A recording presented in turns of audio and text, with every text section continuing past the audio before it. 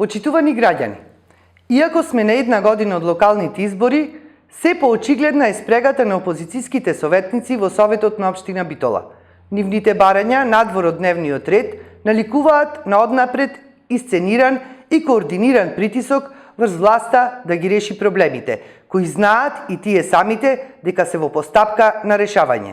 Јавноста беше сведок дека на последната седница на Советот на општина Битола опозицијските советници побараа да се стават точки на дневен ред кои се однесуваат на прашања кои се во различна фаза на имплементација или се веќе решени во корис на граѓаните.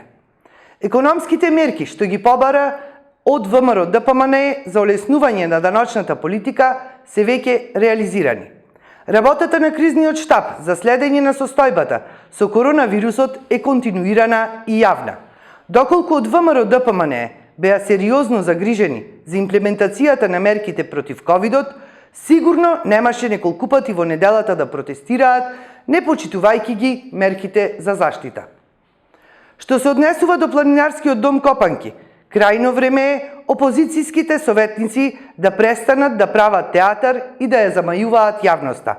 Нека ја сочекаат разврската на правните процеси за кои единствено тие сносат одговорност. За училиштата, еднаш веќе молчеа. Кога ги разгледувавме завршните сметки, нека продолжат да молчат и понатаму на оваа тема. Општина Битола е единствената во земјата која само последниот месец одвои 128.000 евра за опременување на училиштата, за изведување на онлайн настава и брз интернет. Злоупотребата на советничката говорница резултира единствено со повеќе гледаност на нивните исечени видеа по социјалните мрежи или со лајкови на сопствените Facebook профили.